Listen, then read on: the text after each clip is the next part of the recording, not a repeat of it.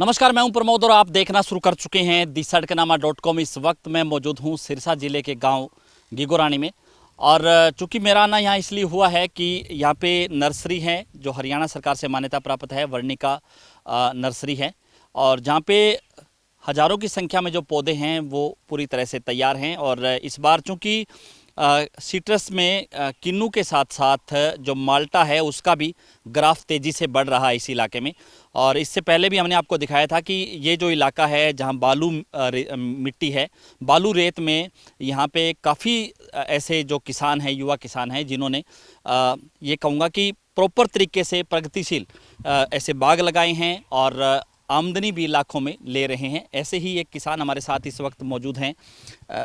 पंचायत समिति नाथूश्री चोपटा के चेयरमैन रह चुके हैं वीरेंद्र साहू, और लंबे समय से इस इलाके में समाज सेवा कर रहे हैं। चाहे इस इलाके में सेमग्रस्त भूमि की हम बात करें तो उसके सुधारीकरण को लेकर के कई सालों तक इन्होंने काम किया। इसके साथ साथ इस इलाके में जो सरकारी स्कूल है, उन सरकारी स्कूलों में जो एजुकेशन है वो किस तरह से उसका ग्राफ बढ़ा सके, उसको लेकर के भी इन्होंने जो सरकारी स्कूल है उन अलग अलग गाँव के सरकारी स्कूलों में जो टीचर्स हैं वहाँ पर रखने की व्यवस्था भी की, और गौशालाओं में भी एक तरह से एक नया आधुनिकीकरण करने का भी इन्होंने काम किया।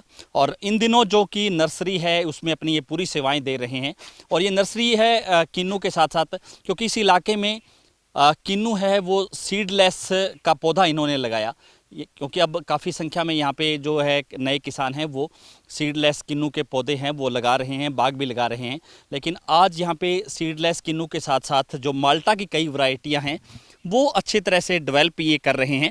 और इनके ये जो पौधे हैं वो सिर्फ हरियाणा ही नहीं, पंजाब, चाहे पंजाब की बात करें, झारखंड की बात करें, तेलंगाना की बात करें, केरल और आंध्र प्रदेश से में भी खूब जा रहे हैं। और हर रोज़, क्योंकि अब ये सीज़न है, ये पीक पे है, क्योंकि यही समय होता है जब पौधे को दूसरी जगह बाग लगाएं, या क्योंकि मानसून भी आती है तो पौधा है पूरी तरह से तैयार हो जाता है। हमारे साथ इस वक्त वीरेंद्र साहू है।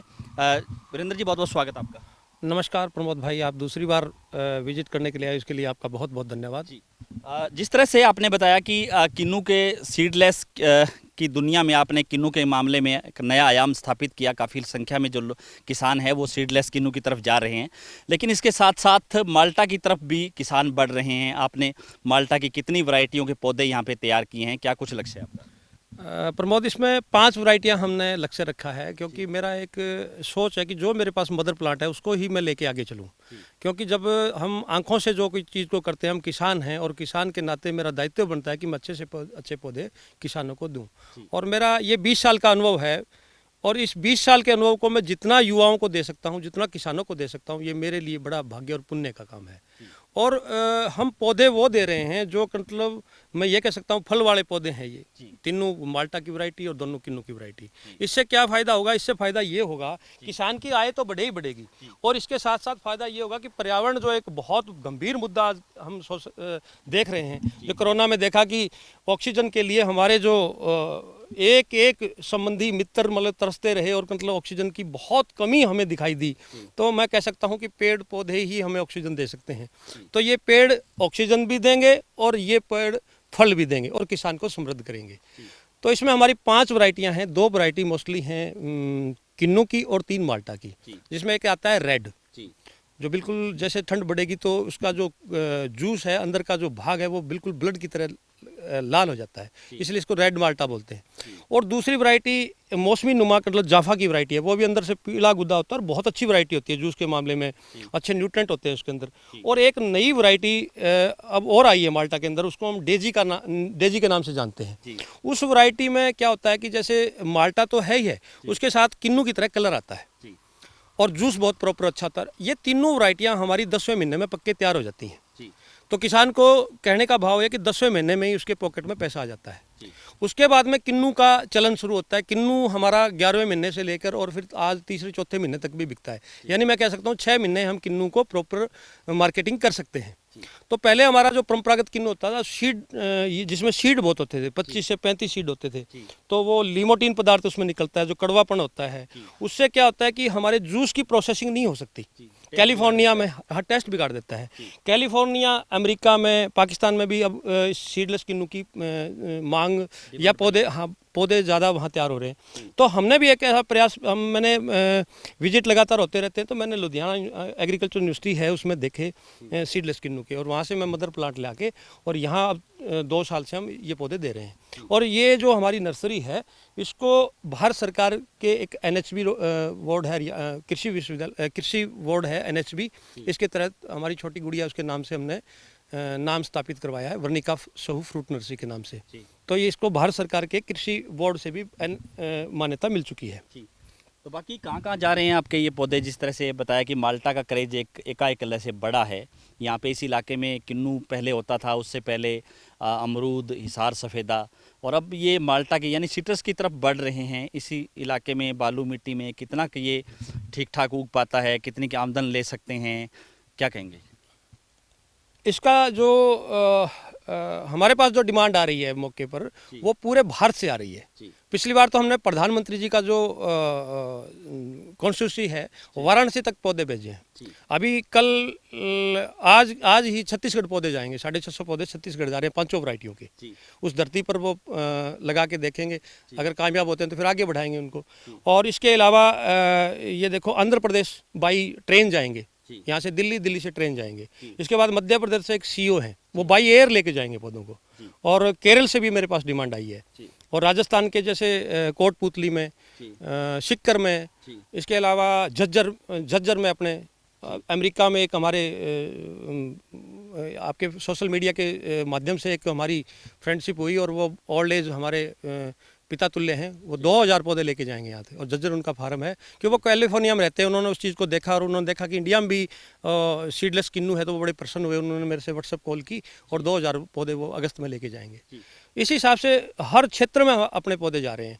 और अपने क्षेत्र तो बेसिक क्या है कि सिट्रस का हब है एक किस्म से, और अगर जो युवा पढ़े लिखे बच्चे हैं वो इस क्षेत्र में आगे आए तो मेरे को बड़ी खुशी होगी, क्योंकि एक ऐसी ये दुनिया है कि हम सरकार भी बहुत सहायता दे रही है, हमारी हरियाणा सरकार भी काफ़ी प्रयास कर रही है कि हम क्षेत्र को डाइवर्ट करें। परंपरागत जो कृषि है उसको, जिस तरह से अब जैसे कॉटन की फसल ले रहे हैं तो लगातार उसमें रोग आ रहे हैं, अब गुलाबी सुंडी है वो BT भी ब्रेक हो गया, तो ये एक तरह से बढ़िया विकल्प हो सकता है किसानों के लिए कि किसान अपनी आमदनी है वो बढ़ा सकते हैं सिट्रस में जा करके। जिस तरह से आपने बताया कि माल्टा का भी एक अपना एक, जिस तरह से आपने बताया कि किन्नू से पहले आ जाता है, तो किसान को पैसे है वो थोड़ा जल्दी मिलने शुरू हो जाते हैं। हाँ बिल्कुल सही बात है। ये क्या कि कोई भी फसल, जैसे अब गुलाबी सुंडी का प्रकोप हो रहा है, किन्नू में ये कह रहे हैं कि पिछली साल फ्रूट कम था, अब की बार भी थोड़ा फ्रूट कम है। ये चलो ये होता रहता है, प्रकृति है इसमें। अब की बार देखो गेहूं का हमारा उत्पादन कम आया है, चाहे वो लहसुन का कोई फार्मर था उसका भी मतलब वेट और रेट कम है, प्याज का भी वेट और रेट दोनों चीज़ कम है, ये चना कम हुआ है। तो ये चीज़ें तो प्रकृति की चलती रहती हैं। लेकिन मैं ये चाहता हूँ जिसके पास भूमि है उसका कुछ भाग मतलब बिल्कुल कंट्रोल बागवानी क्षेत्र में आना चाहिए, जहाँ जो बागवानी होती है, जहाँ अमरूद होता है वहाँ अमरूद, जहाँ किन्नू होता है वहाँ किन्नू, जहाँ मतलब और कोई चीज़ पैदा हो सकती है तो उसको डाइवर्सन में आना चाहिए। क्योंकि उससे फ़ायदा ये होगा कि जहाँ हमें कोई मार पड़ेगी तो दूसरी चीज़ हमें संभाल लेगी।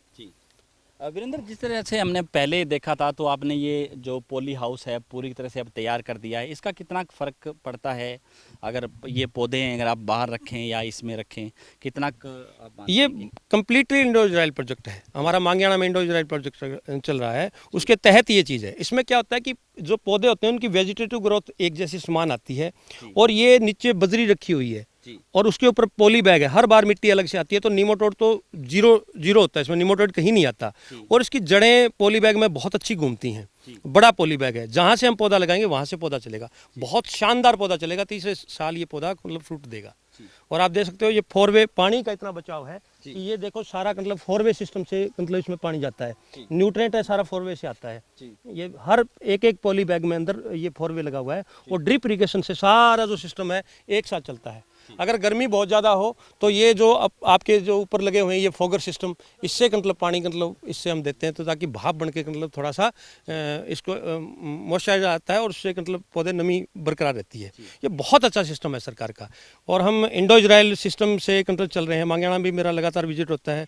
अभी डिप्टी डायरेक्टर मांगियाना तायल साहब आके गए थे, हमारे DHO Sirsa, DHO Fatehabad, SMS हमारे सब मतलब सब उनके विजिट होते रहते हैं, और जो भी कोई कमियां होती है तो हम एक दूसरे को पूछ कर मतलब इसको दूर करते हैं। तो आपके इस इलाके में जो किसान हैं, चाहे वो अनार की तरफ भी जा रहे हैं, अमरूद की तरफ भी जा रहे हैं, उनको आप क्या कहना चाहेंगे? सिट्रस भी एक अच्छा विकल्प है इस इलाके में। मैं कहना चाहूँगा कि आप कोई भी बागवानी, जहाँ आपका खेत, जो मिट्टी, जो पानी, जो उसको मानता है, उसके हिसाब से आपको बागवानी करनी चाहिए। क्योंकि हम उसी परंपरागत खेती से, आज हमारे बच्चे हैं वो सरकारी स्कूल की बजाय प्राइवेट स्कूलों में पढ़ना चाहते हैं, और वो अच्छे अच्छे घरों में रहना चाहते हैं, अच्छी गाड़ियों में चढ़ना चाहते हैं। तो अकेले हम बाजरा से, साधारण कणक से, गेहूं से या चना से हम वो इनकम हासिल नहीं कर सकते। और ये हमारा जो, जैसे हम जब बदलाव को खेती में करेंगे, हर क्षेत्र में बदलाव आ रहे हैं, तो हम क्यों ना हम खेती में भी बदलाव करें। तो आप इस बार आपके पास कितने हजार पौधे हैं जो तैयार हैं, जो किसान अगर लेना चाहे तो वो किस तरह से संपर्क करे, क्या कहेंगे? अब की बार हमारे पास सभी वैरायटियों के 35-36 हज़ार पौधे तैयार हैं, और अगली बार हम इसको थोड़ा सा डबल कर रहे हैं, यानी 60-62। ये जो पूरा 1 एकड़ का नेट है, इसके अंदर 60,000 पौधे आते हैं, और 60,000 पौधे अगली बार हम तैयार करेंगे।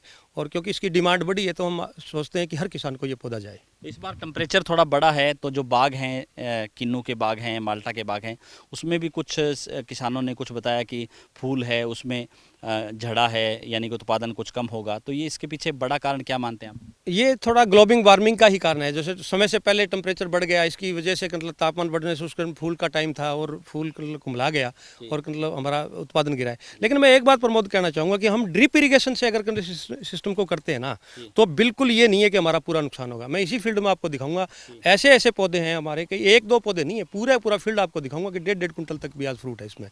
क्यों, जो हम फ्लडी पानी देते हैं ना, तो क्या होती है, जड़ें बाहर की तरफ घूम जाती हैं, और फिर उतना फ्लडी पानी होता नहीं, तो वो मरने और जीने में जड़े रहती हैं। जहाँ आप ड्रिप से आप दे रहे हो प्रॉपर, जैसे पीक आवर में कोई भी पौधा है बड़े से बड़ा, उसका 80 लीटर डिस्चार्ज होता है। आप एक 80 लीटर पानी का पीक आवर, जैसे अपना जून और जुलाई, ये मई और जून का महीना है, इसमें अगर मिलता है पौधे को, तो बिल्कुल वाकई में मतलब उतना ही अच्छा क्वालिटी वाइज फ्रूट आएगा, चाहे कितनी भी गर्मी क्यों ना हो। मैं इसी फील्ड में आपको ये चीज़ दिखाऊंगा। यानी कि ये कह सकते हैं कि इसके साथ साथ जो ये सिट्रस के जो पौधे, जो बाग लगाते हैं, उसके साथ ड्रिप इरिगेशन भी उतनी ही ज़रूरी है जितनी, क्योंकि उससे खुराक उससे जाती है, वो उसी तरह ग्लूकोज की तरह जड़ों में जाती है, और पानी उसको प्रॉपर मिलता रहता है। जड़ें बाहर की तरफ नहीं होती, गुच्छा वहीं बनाती हैं, और इससे मतलब फ़ायदा ये होता है कि पौधा मतलब तापमान को सहन करने की शक्ति है उसमें आती है।